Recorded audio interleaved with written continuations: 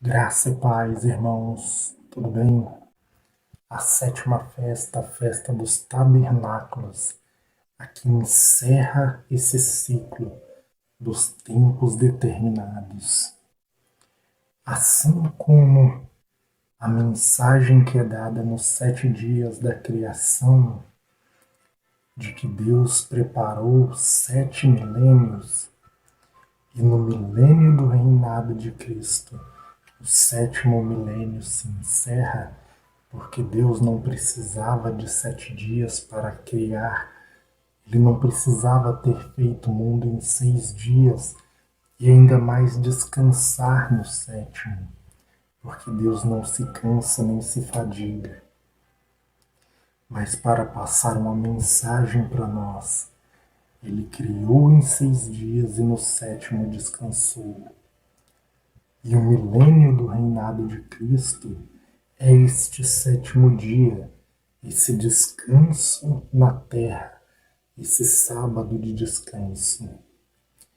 E assim como se encerra a mensagem dos 7 dias no sétimo dia, a mensagem do ciclo das festas, os tempos determinados por Deus, se encerram na sétima festa, a festa dos tabernáculos. Então, se você não acompanhou esse estudo, no canal nós temos ele desde o começo, explicando a Páscoa, os asmos, as primícias, o Pentecostes, trombetas, dia da expiação e agora a festa dos tabernáculos. Assistam todos os estudos para que você venha se aprofundar no conhecimento de Deus, para que Deus venha abrir a sua mente, de modo que você venha conhecer melhor os mistérios do Senhor, os testemunhos dados nas festas e os tempos determinados por Deus. Caso você não seja inscrito no canal, inscreva-se. Deixe o seu like e compartilhe os vídeos para que mais vidas possam ser edificadas. E vamos começar o nosso estudo hoje da Festa dos Tabernáculos no livro de Levítico, capítulo 23, versículo 33. A palavra do Senhor nos diz: Disse mais o Senhor a Moisés: Fala aos filhos de Israel, dizendo: Aos 15 dias deste mês sétimo será a festa dos tabernáculos ao Senhor por 7 dias. Ao primeiro dia haverá santa convocação, nenhuma obra servil fareis. 7 dias ofereis ofertas queimadas ao Senhor.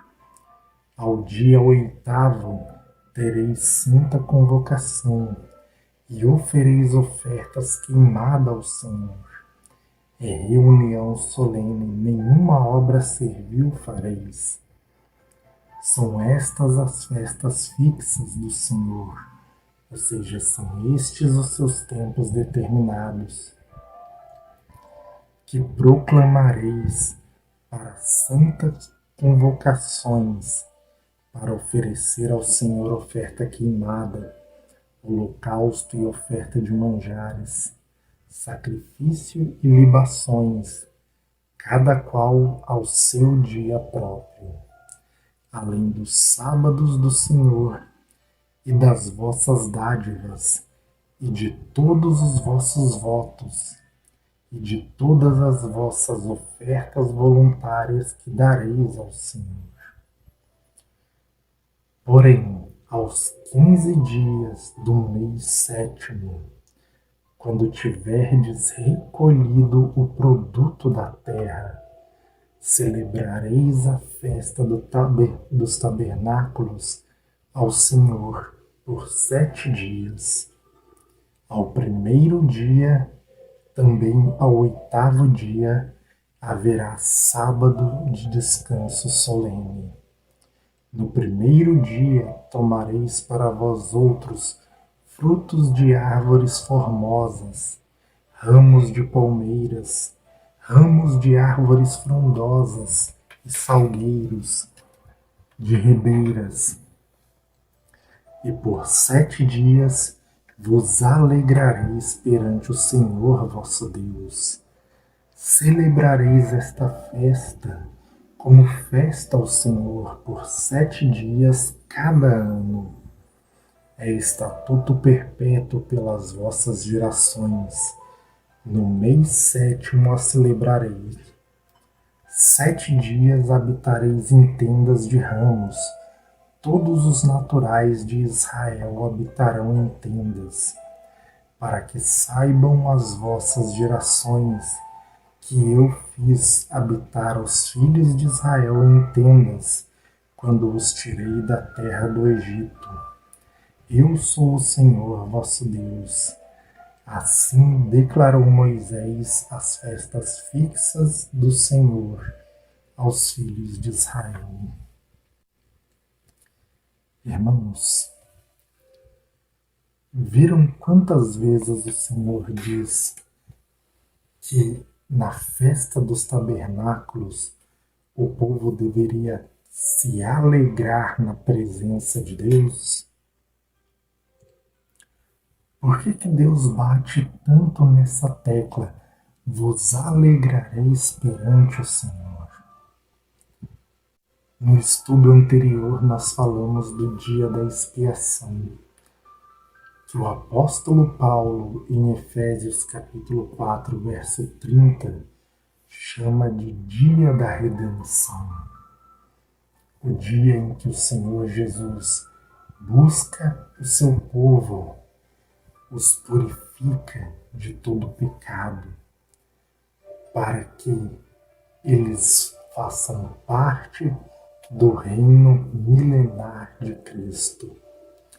Assim como o sumo sacerdote, que fazia a purificação do povo e depois saía do Santo dos Santos e buscava o povo para celebrar a festa dos tabernáculos, assim também o nosso Senhor Jesus Cristo, quando fizer a nossa redenção, quando nós formos transformados e recebermos um corpo glorificado, quando formos completamente purificados do pecado, na vinda do nosso Senhor Jesus Cristo, quando Ele nos entregar o galardão e nos fizer reis e sacerdotes para reinarmos com Ele durante 1000 anos.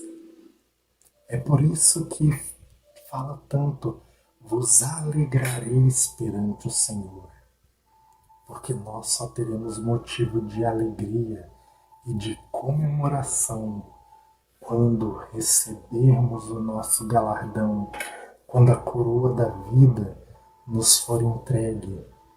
Mas isso se perseverarmos em buscar o Senhor até o fim. Isso se buscarmos conhecer ao Senhor, se buscarmos entender a Sua palavra, conhecê-lo profundamente, conhecendo os tempos determinados de Deus, conhecer o propósito de Deus com as 2 casas de Israel, propósito de restauração e de união entre judeus e gentios em um só reino, em Cristo Jesus, nosso Senhor, tendo Ele por cabeça. Por isso devemos andar na fidelidade e na prática dos seus mandamentos, na obediência da Sua palavra, na santificação, nos entregar de coração, abrir mão desse mundo para que realmente venhamos ter um tesouro no céu.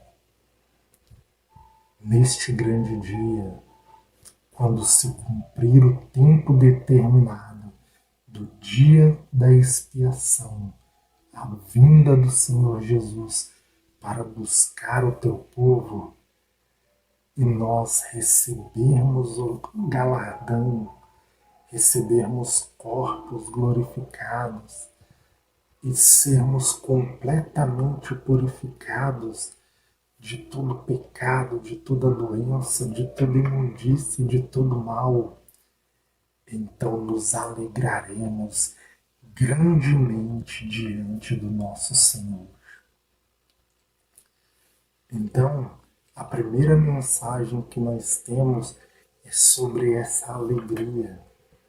A alegria da festa dos tabernáculos, a alegria daqueles que obtêm a redenção e a glorificação dos corpos em Cristo Jesus.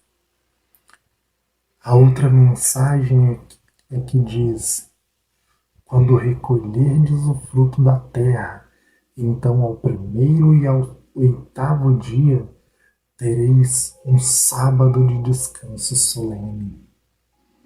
Gostaria de, antes de falar da colheita, falar acerca do sábado, para que nós venhamos compreender qual é a mensagem do Senhor falando sobre esse sábado de descanso solene.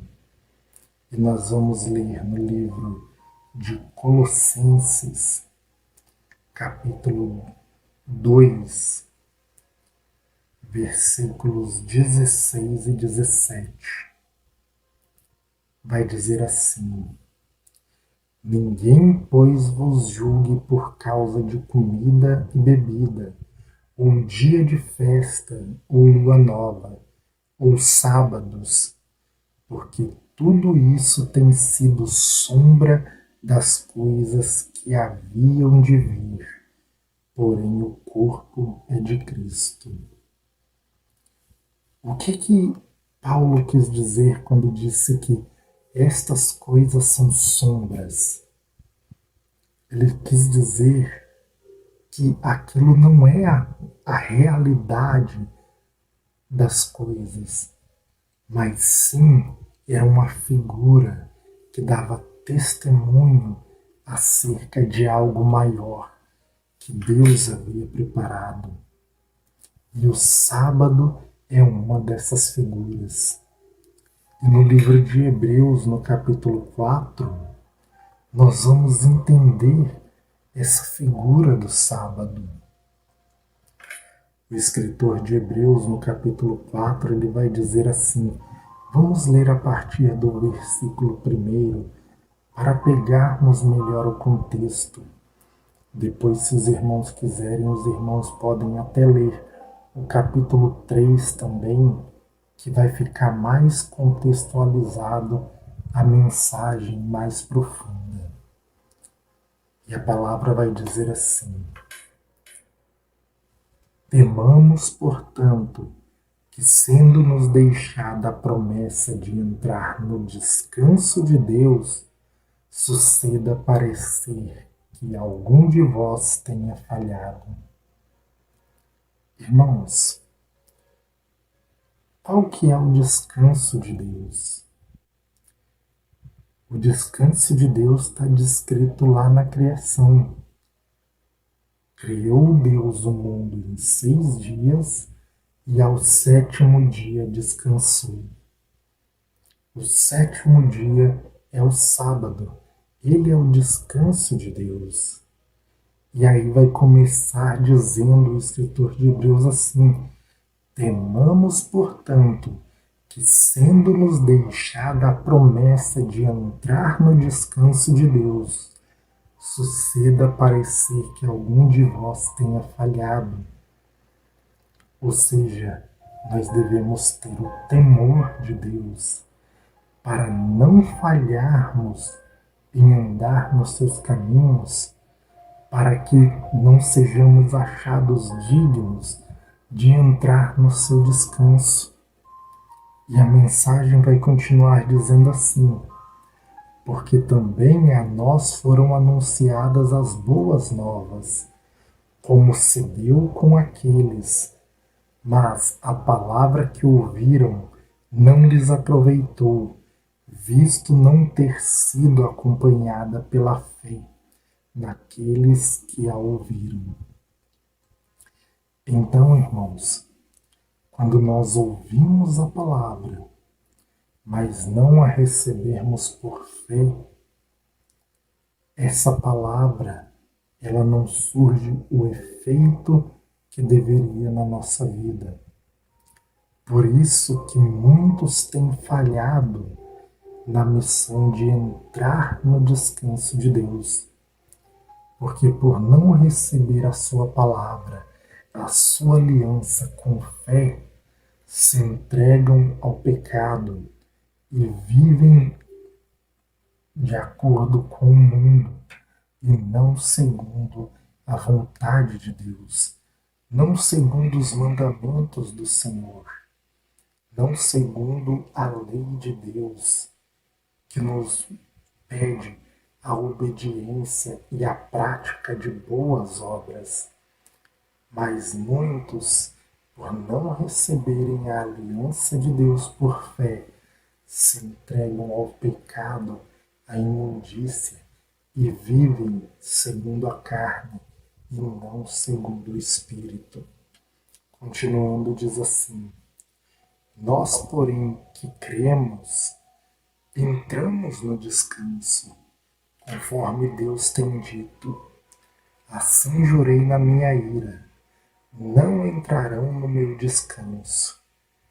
Embora certamente as obras estivessem concluídas desde a fundação do mundo, porque em certo lugar assim disse no tocante ao sétimo dia, o sábado, e descansou Deus no sétimo dia de todas as obras que fizeram. E novamente, no mesmo lugar, não entrarão no meu descanso. Não é exatamente no mesmo lugar, mas sim em um salmo, que está escrito isso, um salmo de Davi, o Salmo 95, verso 11. Então, embora está escrito no mesmo lugar, isso foi um erro de tradução, porque descansou Deus no sétimo dia, está escrito na criação, lá no Gênesis. Mas jurou Deus na sua ira: não entrarão no meu descanso, está escrito no Salmo 95, foi dito por Davi. Visto, portanto, que resta entrarem alguns nele, e que por causa da desobediência não entraram aqueles aos quais anteriormente foram anunciadas as boas novas, de novo determina certo dia, hoje falando por Davi, muito tempo depois, segundo antes fora declarado. Hoje, se ouvires a sua voz, não endureçais o vosso coração. Ora, se Josué lhes houvesse dado descanso, não falaria posteriormente a respeito de outro dia. Portanto, resta um repouso para o povo de Deus. Esta palavra repouso, não sei se dá para os irmãos verem aqui, mas é a palavra sabatismos, ou seja, resta um descanso sabático para o povo de Deus. E que descanso sabático seria este que resta para o povo de Deus? Apocalipse, capítulo 20, do versículo 1 ao 6.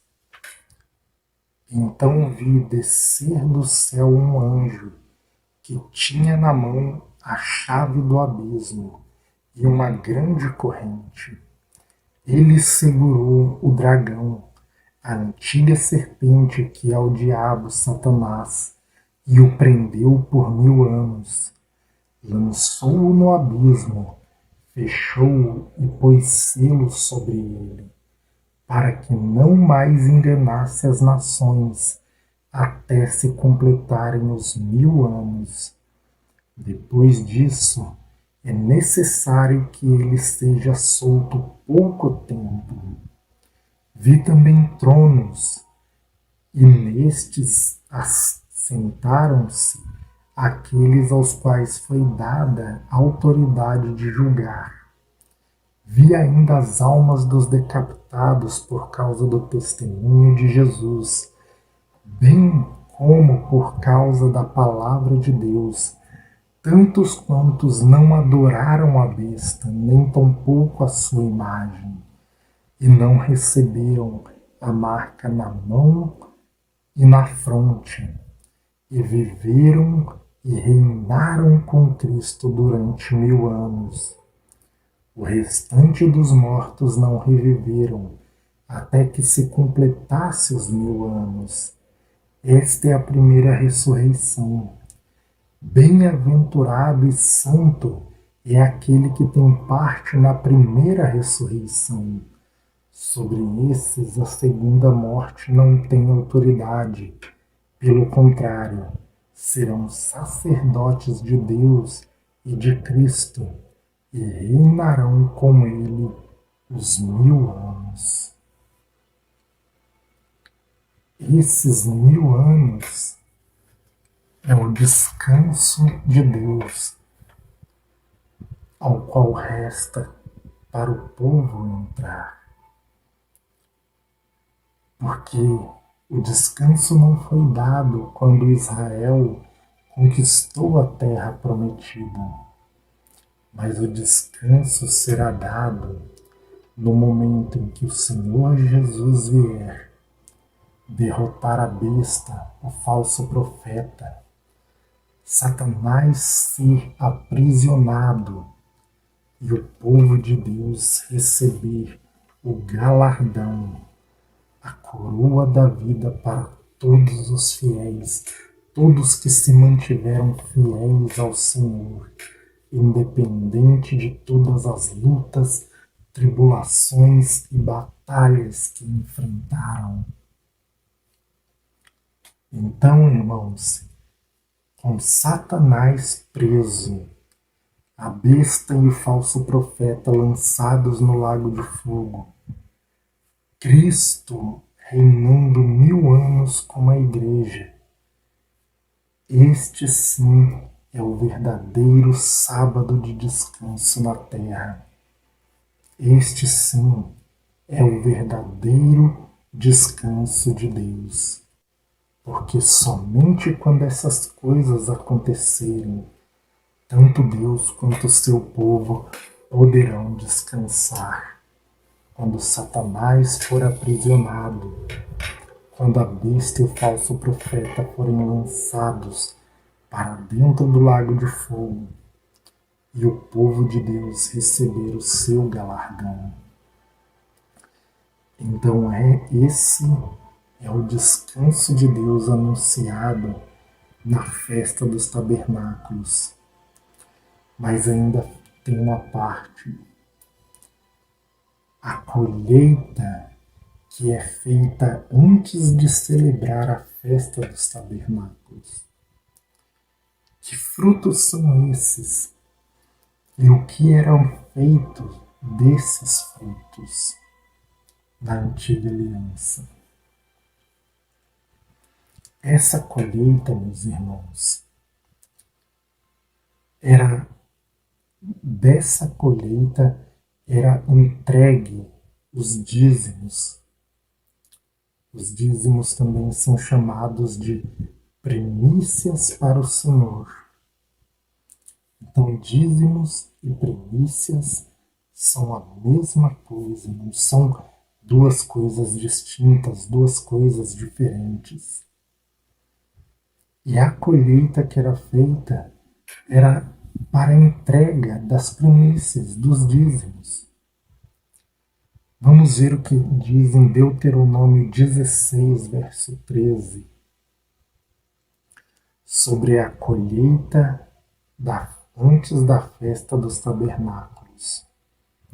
Vai dizer assim: a festa dos tabernáculos celebrá-la-ás por 7 dias, quando houverdes recolhido da tua eira e do teu lagar. A eira, irmãos, ela aponta para o cereal, mais especificamente para o trigo, e o lagar aponta para as uvas, aonde as uvas eram pisadas. Veja agora o que diz Apocalipse 14, a partir do verso 14 até o 19. Olhei, e eis uma nuvem branca, e sentado sobre a nuvem um semelhante a filho do homem, tendo na cabeça uma coroa de ouro e na mão uma foice afiada.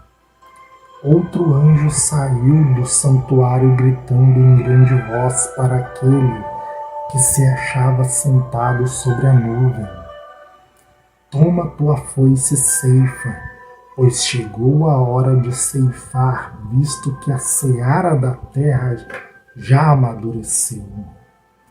Aquele que estava sentado sobre a nuvem passou sua foice sobre a terra, e a terra foi ceifada. Então saiu do santuário que se encontra no céu outro anjo, tendo ele mesmo também uma foice afiada. Saiu ainda do altar outro anjo, aquele que tem autoridade sobre o fogo, e falou em grande voz ao que tinha a foice afiada, dizendo: toma a tua foice afiada e ajunta os cachos da videira da terra, porquanto as suas uvas estão amadurecidas. Então o anjo passou a sua foice na terra e vindimou a videira da terra e a lançou no grande lagar da ira de Deus. Irmãos, tinha um sentado sobre a nuvem, semelhante ao Filho do Homem, Jesus Cristo, nosso Senhor. E ele colheu a seara da terra, seara apontando para o cereal novamente, para o trigo, porque Jesus ele foi plantado como grão de trigo. Em João, no capítulo 12, versículo 24, Jesus diz: se o grão de trigo caído na terra não morrer, fica ele só, mas se morrer, produz muito fruto. E o Senhor Jesus falava isso acerca dele mesmo, acerca da sua morte. E veja que ele colhe o trigo da terra. Então vem outro anjo e colhe as uvas da terra. Mas as uvas, elas são mandadas para o lagar da ira de Deus. A colheita, veja que são os mesmos elementos que são colhidos antes da festa dos tabernáculos, descritos em Deuteronômio 16, 13. O trigo indo para o celeiro de Deus, e as uvas para o lagar da ira de Deus. O trigo representa os justos, que são primícias para Deus e para o Cordeiro. As uvas representam os ímpios, todos aqueles que desobedeceram e rejeitaram a palavra do Senhor, não dando ouvidos à sua voz, mas que desprezaram a palavra de Deus e os seus mandamentos. Estes foram pisados no lagar da ira de Deus. Então veja que está apontando ali. Primeiro tem a colheita. Então em seguida tem a comemoração da festa dos tabernáculos. Então, irmãos, a festa dos tabernáculos, o seu tempo determinado, é o milênio do reinado de Cristo. Tem muito mais coisas a se falar dessa festa, mas o tempo do vídeo já está meio grande. Mas eu espero que os irmãos tenham entendido com esse resumo que foi feito a alegria da salvação, o entrar no descanso de Deus, a colheita do Senhor, a colheita das primícias da terra. Lembram-se do estudo da festa das primícias e da festa dos tabernáculos, que nós fomos feitos primícias para Deus, e as primícias da antiga aliança, elas eram entregues como dízimo. Então, irmãos, esses estudos são para trazer clareza à sua mente e revelação da palavra de Deus pelo Espírito do Senhor. Busque a confirmação do Senhor e busque também na palavra de Deus os outros textos que falam acerca da festa dos tabernáculos, para que você, com essa base, chegue a um conhecimento mais profundo do Senhor. Mais uma vez eu peço, se você não é inscrito no canal, inscreva-se, compartilhe os vídeos e deixe o seu like. Que Deus abençoe a todos e fiquem todos na paz do nosso Senhor e Salvador Jesus Cristo.